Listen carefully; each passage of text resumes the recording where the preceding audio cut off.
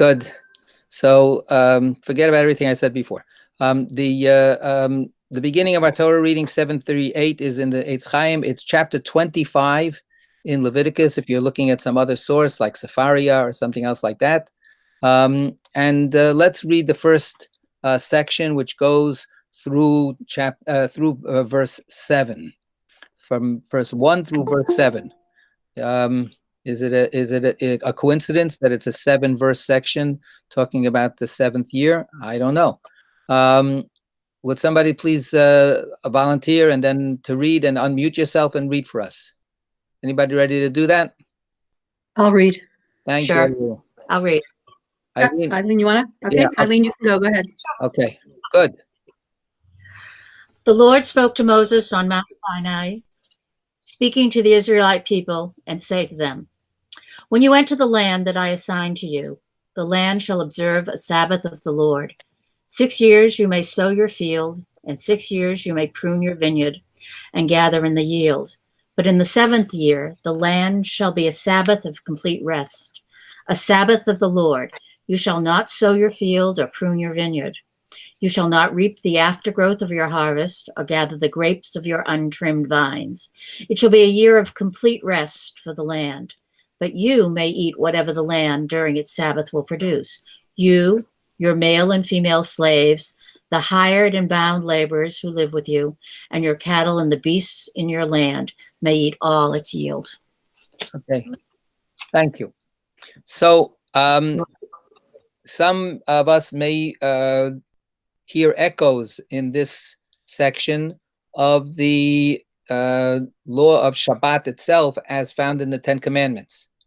In the Ten Commandments, it says 6 days shall you work, and then on the 7th day you must rest. And here it says 6 years shall you work, and on the 7th year you shall rest.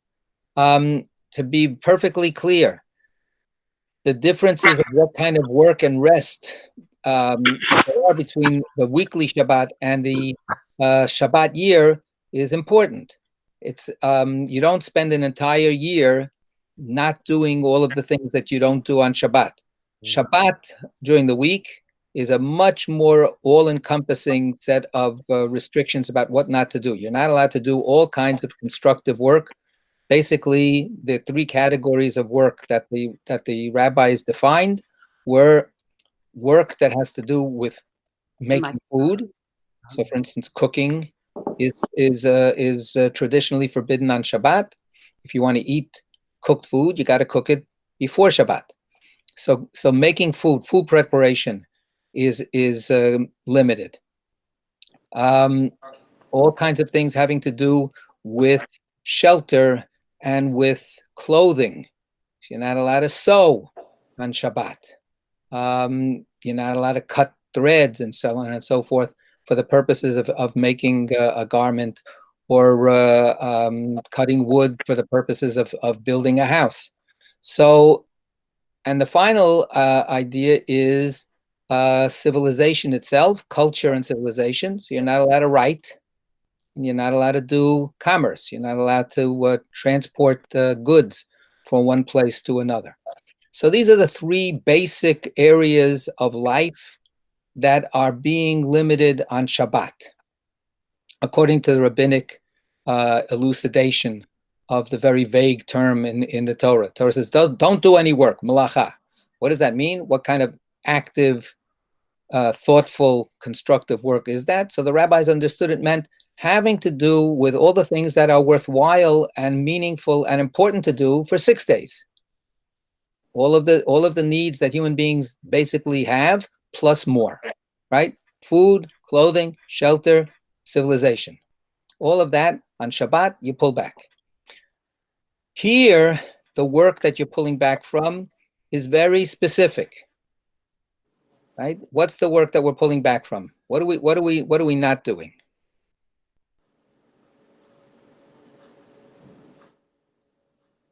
Anybody? So your feet. You're not working the land.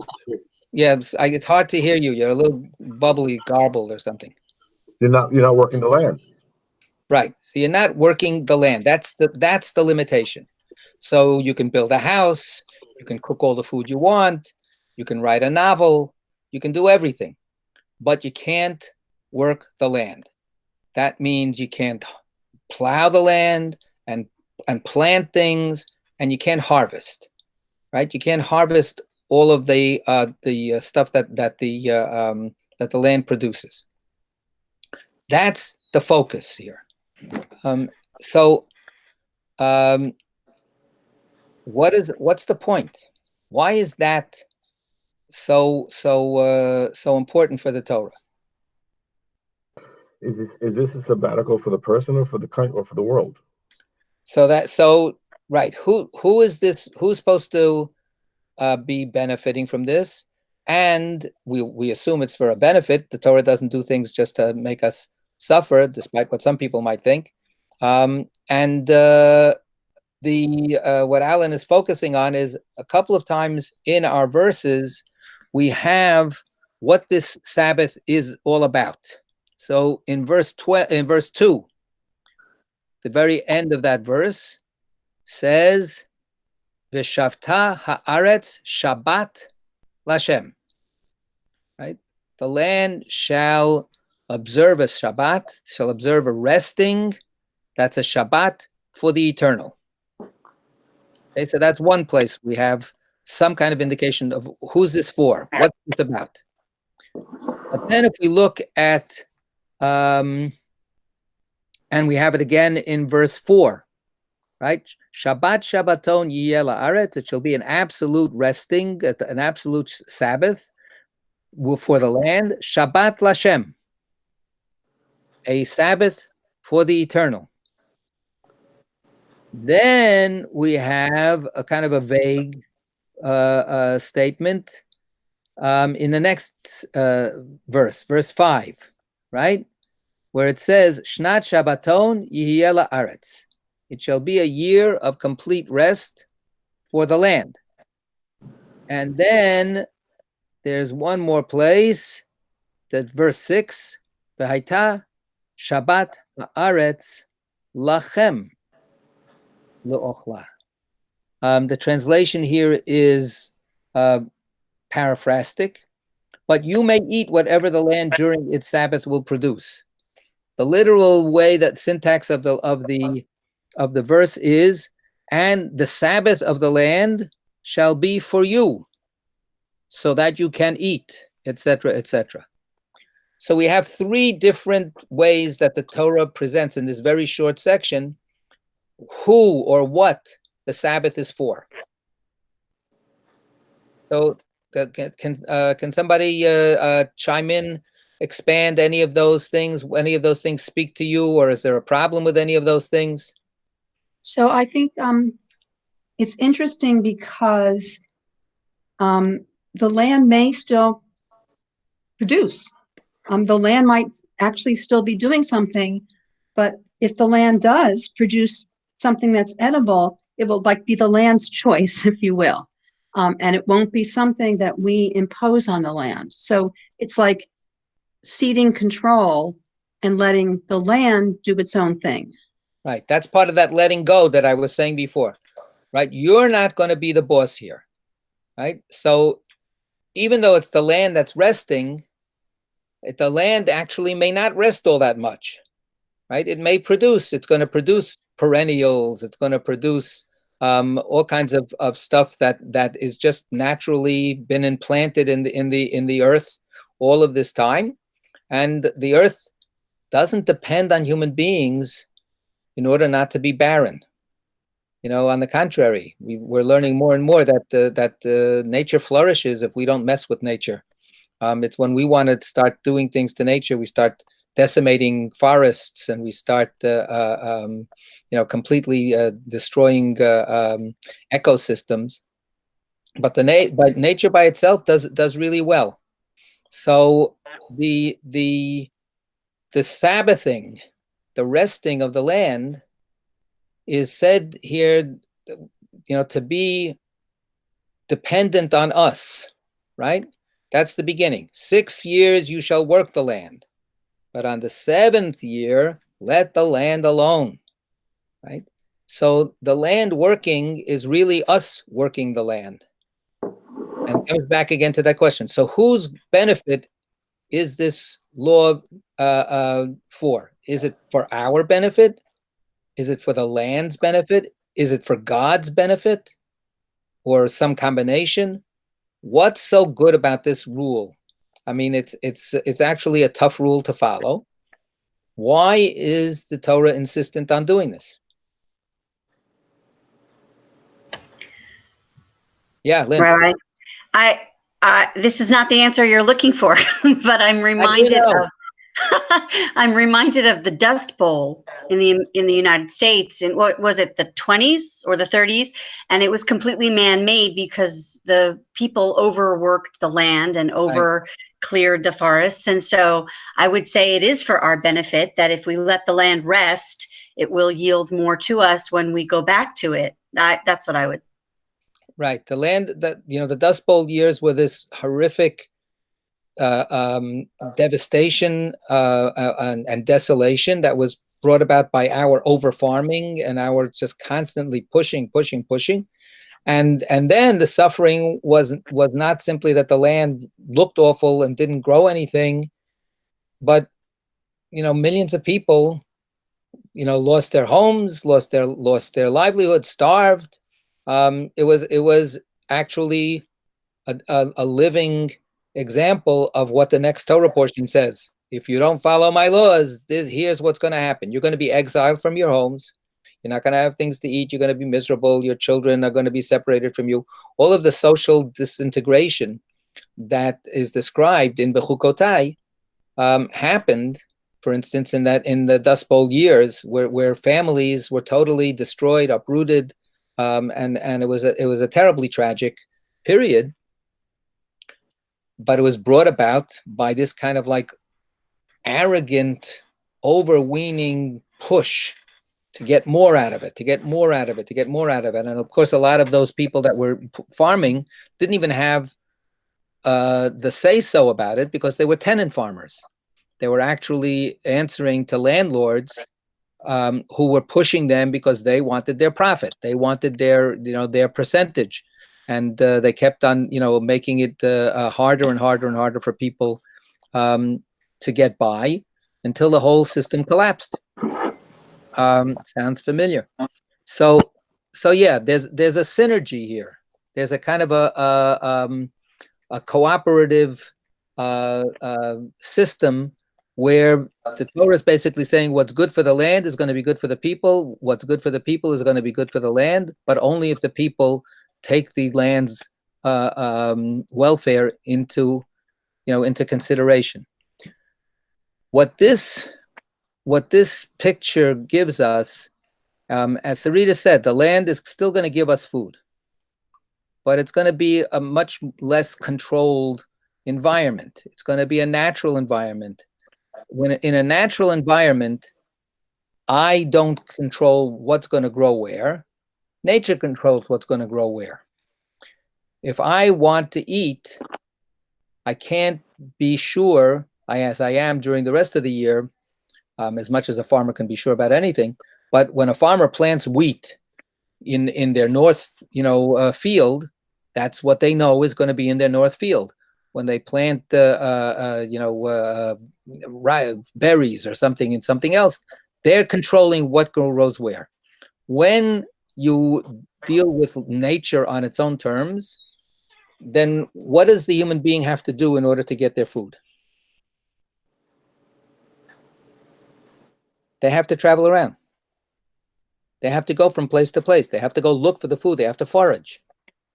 They have to check out. Ooh, is there some food over here? Ooh, look what kind of food is over here. It may not be the food that you were looking for, but it's edible food, and you take it.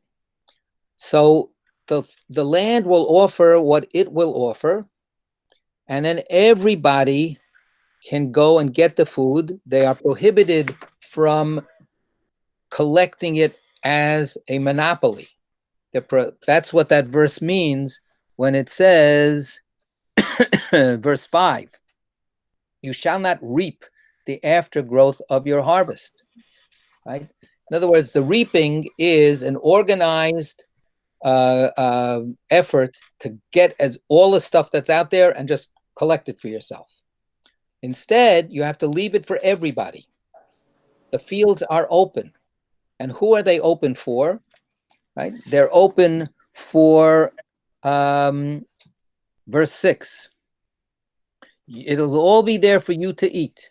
You, your male and female slaves, the hired and bound laborers who live with you, and your cattle, and the beasts in your land may eat all its yield. So the beasts in your land means the non-domesticated animals, the wild animals.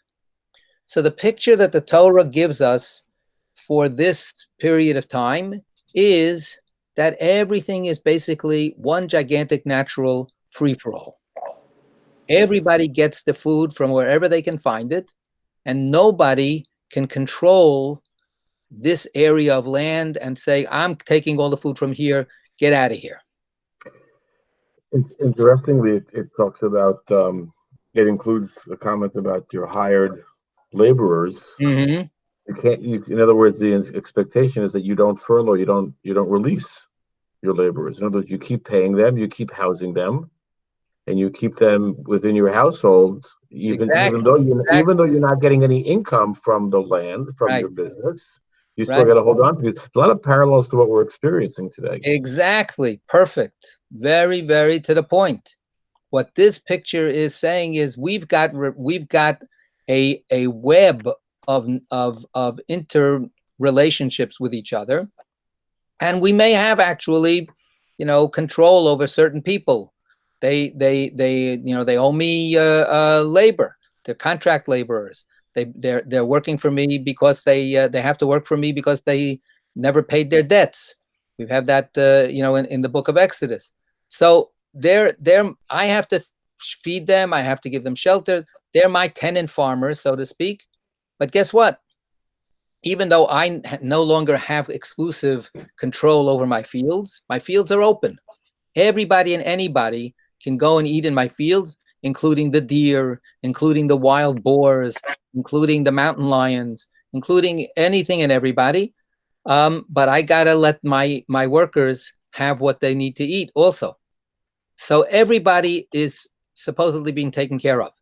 The Torah then, says, "Oh, you may be worried. Is there really going to be enough to go around?" The answer is yes. Don't worry. God says, "I'll take care of it." What this picture is a replay of a picture that we have encountered before. This picture of human beings and animals all coexisting with nature in the most organic way. Where did we see a picture like that before? The Garden of Eden. The Garden of Eden. This is a Garden of Eden reboot, right? The sabbatical year is the year when we all of a sudden go back to the Garden of Eden that we're prohibited to go back to, right? There's this angel with a flaming sword that's not letting us go back to the Garden of Eden. We've been kicked out of the Garden of Eden. That's the beginning stories of Genesis. That's the whole idea of human history. That's the whole idea of human life and civilization and society. And yet, what the Torah says is you know what?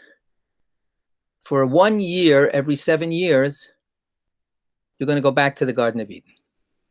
And you're going to live in peace and harmony with every other human being and with every other creature and with the land. What happened to the land when we got kicked out of the Garden of Eden?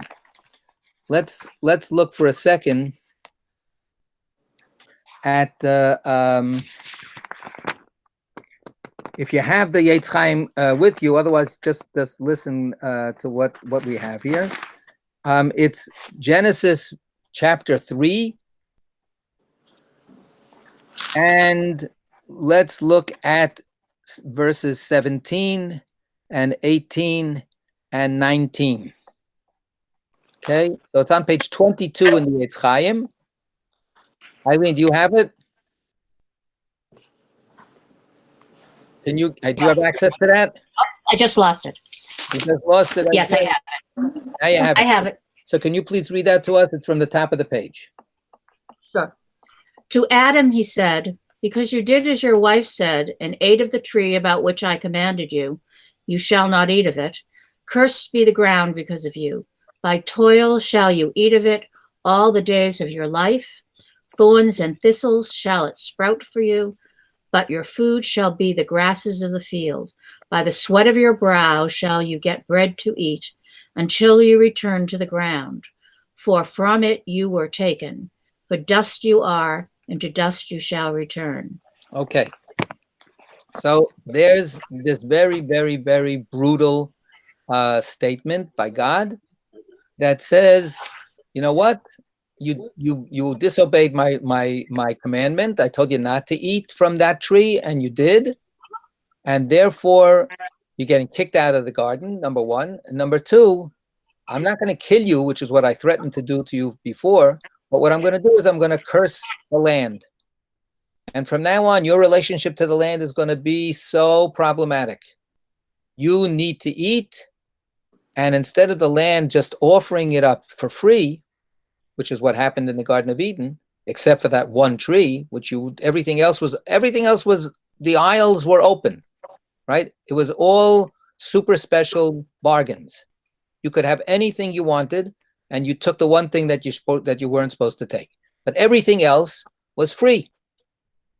You didn't have to work. You didn't have to sweat.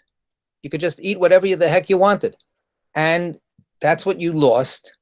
And from now on, when you want to eat, you're going to have to sweat and work hard.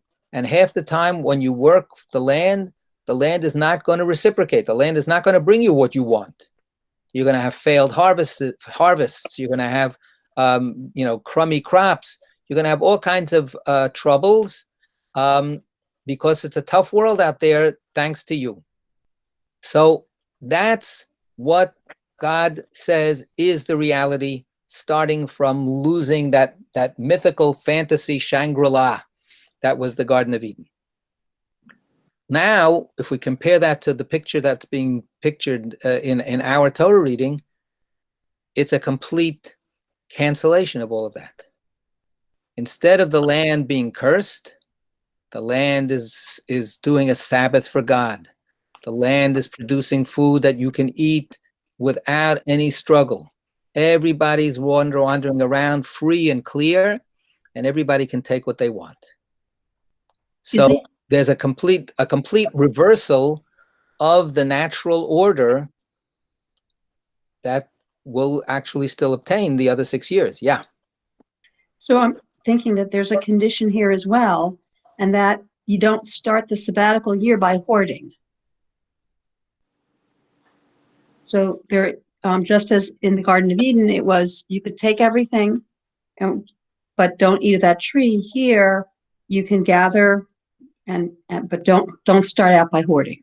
Where do you see the prohibition against hoarding? Well, I'm interpreting that from you shall not reap the aftergrowth and all that. So don't take it all for yourself. That's during the sabbatical year. The aftergrowth is the stuff that grows on its own.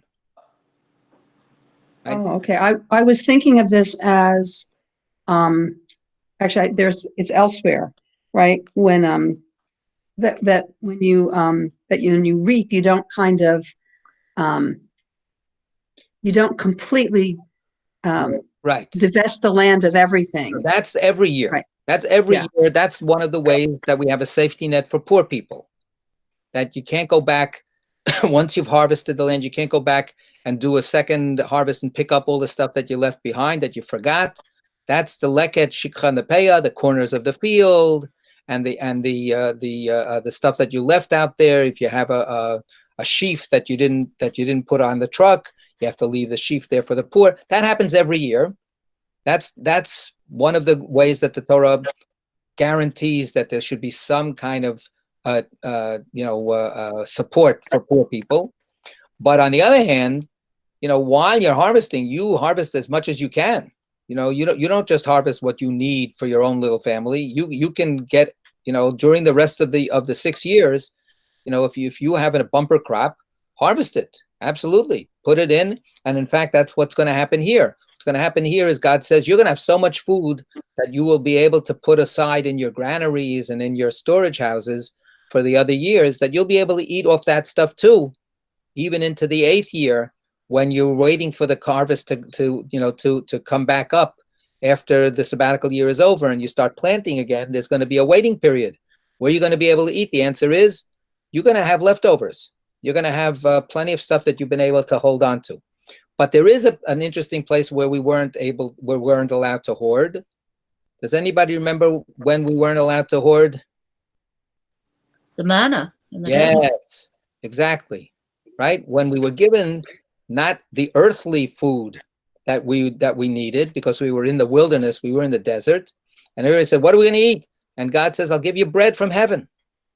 But on the condition, since I'm giving you the bread, I want you to trust me. Don't hoard.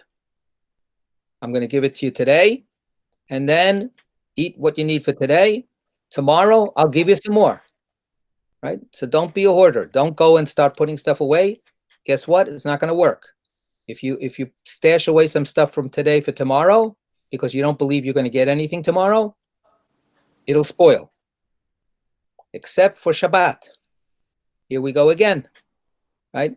On Friday, you'll get a double portion, and then you can quote unquote hoard, which is not hoarding, right? You'll put away enough for Shabbat, and I promise you it won't spoil. It'll be fine. It'll be terrific. Lynn, you wanted to say something? There seems to be an inference. I'm just looking at verse 6 again about the laborers and the slaves. There seems to be an inference that those slaves and employees might not be getting enough to eat during the other 6 years, and that now during the Sabbath year, they're allowed to take what they need. I don't know if that's been. So that's an interesting way of looking at it. So how are people being treated all this time? During the 6 years, there are plenty of rules in the Torah about equal treatment and about making sure that everybody is who's under your own thumb, under your own control, is treated well. But we know that human beings don't necessarily do that. And here we're saying, okay, these people are now free to go and get their food wherever they may find it, and it'll be enough. So if what's being given to expand your point, what's being given to these servants and slaves and hired laborers that they may not have during the rest of the years, but now they have it? What is this extra benefit for them? Is it that they're going to have more food, that the rest of the years they don't have enough food? Well, if the boss is a decent human being, the boss is going to give them enough food. So let's give the boss the benefit of the doubt, and let's say that the boss actually does pay a decent wage and gives them enough food. And yet, I would still push your question. They're getting something better now than during those other years, even if the amount of food is equal. What's the extra benefit? Choice. They get it themselves. They're able to take as if they own it. Right. This is a leveling of the playing field, literally, right? All of a sudden, even though, and this person knows they're going to have to go back to work to the boss next year, right? They owe that boss 6 years of work. They started 2 years ago. They've got another 5 years. They've got to work. But nevertheless, there is a little bit of, bringing that person up to a higher stature, because now they don't wait for the dole. They don't wait for the boss to give them their paycheck. The boss is letting them eat, and the boss and the worker are out in the field equally. And it doesn't necessarily have to be the worker. It could be any poor person, the stranger, right? The stranger who doesn't have their own field, who doesn't have their own family that maybe takes care of them. Everybody's out there together. Everybody has equal standing, right? All of the societal class and caste systems that have developed over time are being reset for this year. It's a very extraordinary thing, and what Alan said before just makes it very explicit. In our time, this is one of our big questions. We are being shown over and over and over again every second how broken, how unequal, how dysfunctional. Unequal is bad for the people who are at the bottom, but unequal is not necessarily bad for the 1%. Who cares if it's unequal and I'm doing great? That's wonderful. But all of a sudden we're being shown that no, you can't get if you're the 1%er, but nobody's around to deliver your groceries. If you're the 1%er and the grocery person comes and makes you sick, so that's it. You're made out of dust and you'll go back to dust, just like everybody else.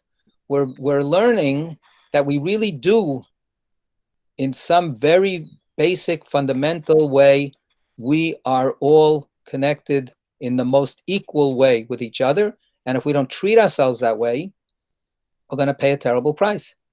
So this Shemitah vision is so basic for us, and it needs to be grappled with. When we have in our country today, and not only here, but around the world, this whole back and forth about whether we can't afford to let the economy crash. We have to open up. What are people talking about when they say that?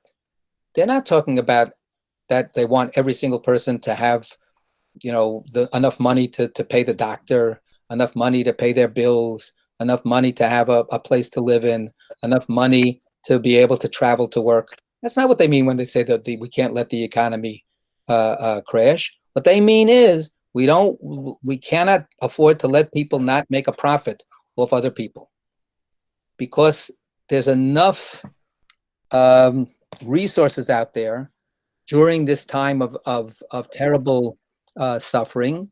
During the pandemic, if we put everything on hold, which is part of what the Shemitah idea is, if we put everything on hold for a year, then everybody would be fine.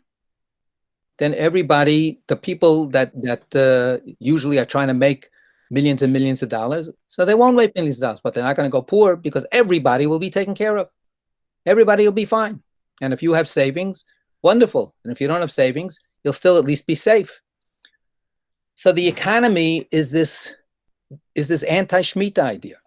It's about absolutely refusing to let go.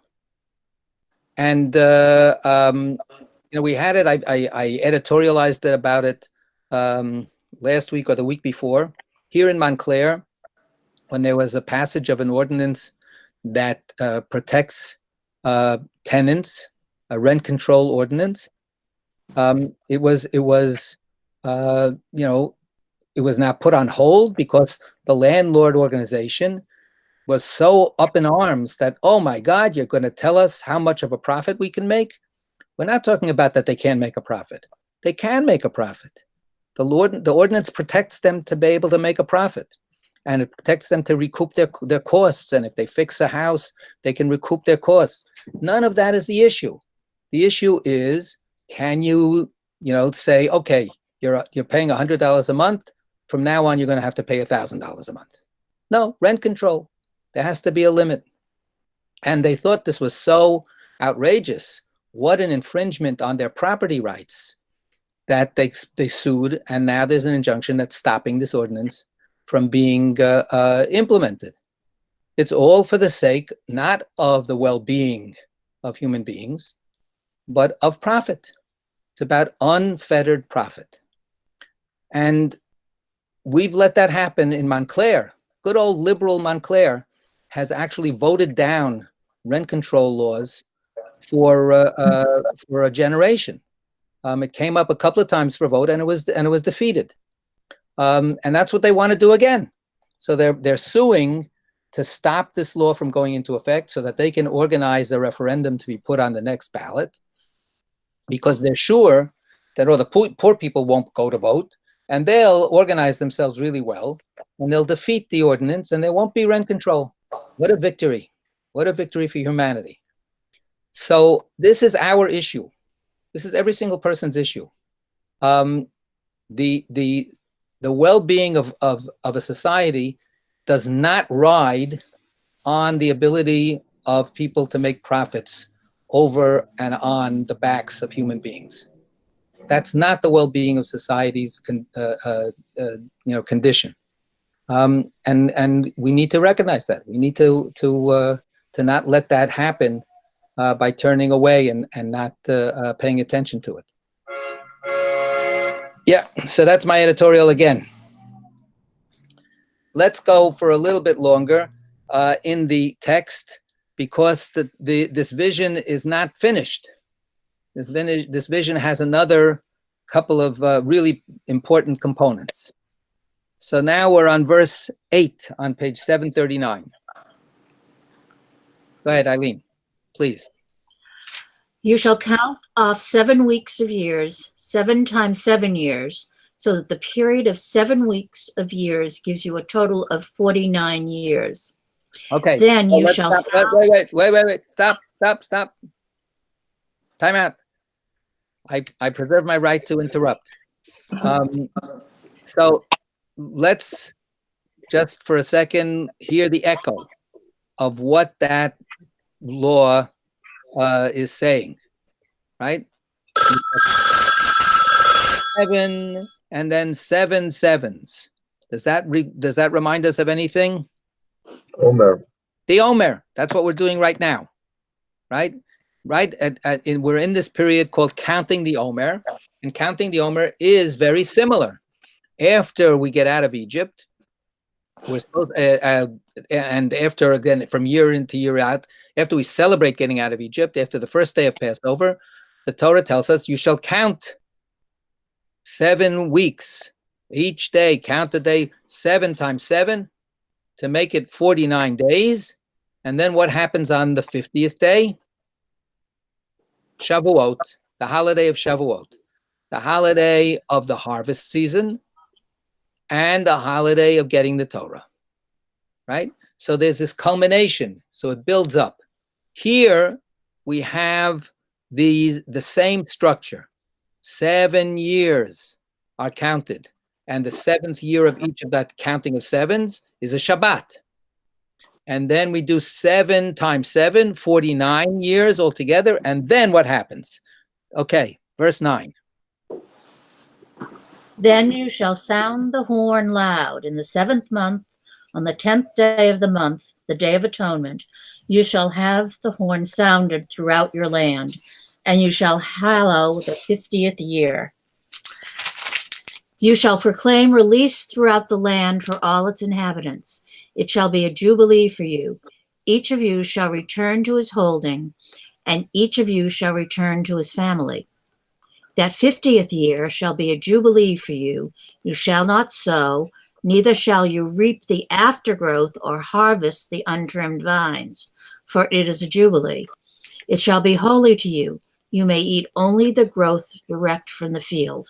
Right. So, and it continues and it keeps on going, then it starts going into details about this. If we look at the Hebrew, then we have a kind of a repeated use of that word, Shabbat, the Sabbath, right? So we have in verse 8, Sheva Shabbatot Shanim, right? 7 Sabbaths. And then it goes, Sheva Shabbatot Shanim, again, 7 Sabbaths of years. And then when we have the verse 10, right? We have the words, and you shall proclaim. Here we have the word release. What is it on the Liberty Bell?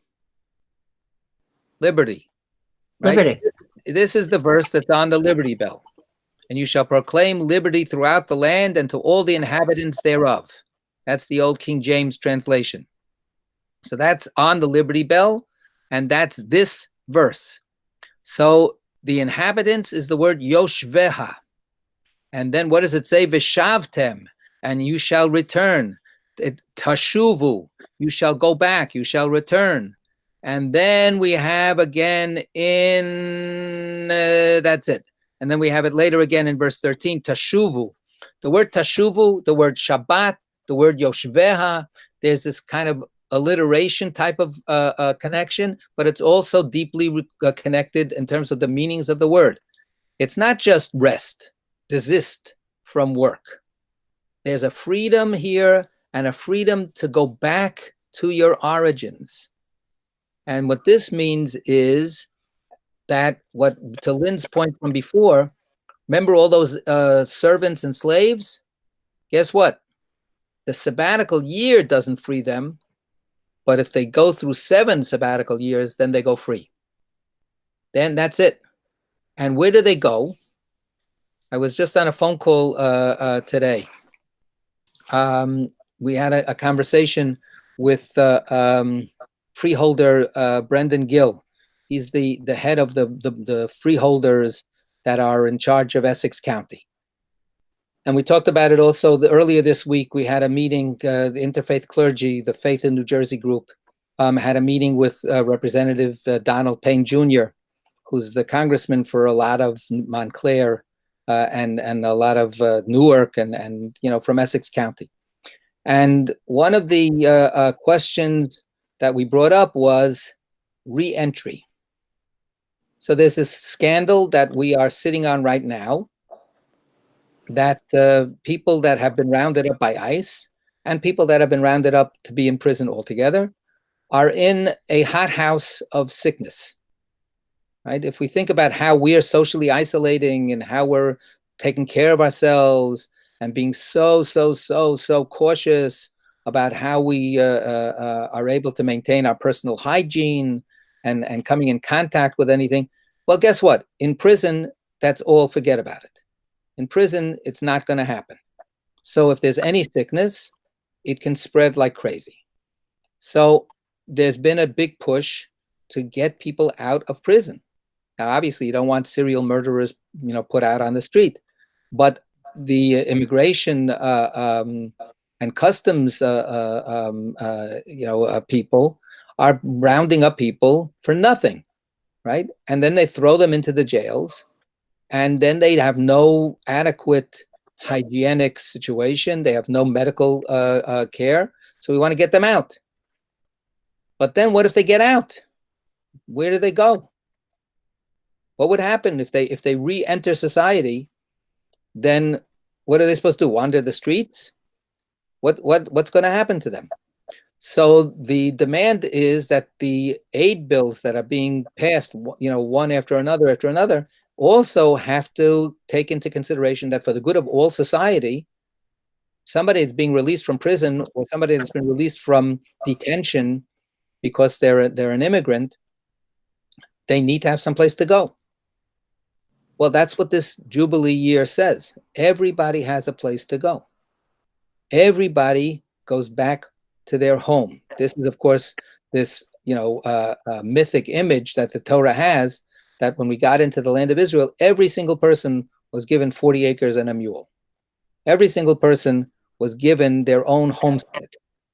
So this is a resetting of this distribution. And if for some reason, you had to sell your home, guess what? You get it back. And if a developer bought your home 20 years ago, guess what? You get it back. There's a return. The word Shabbat means not just to rest, it means to dwell, to settle, to be secure, and to go back to where you belong. So there's a tremendous challenge here to society to understand that all of this is mandated. This is not just a nice idea. This is required by God of the entire people. Everybody's got to abide by this.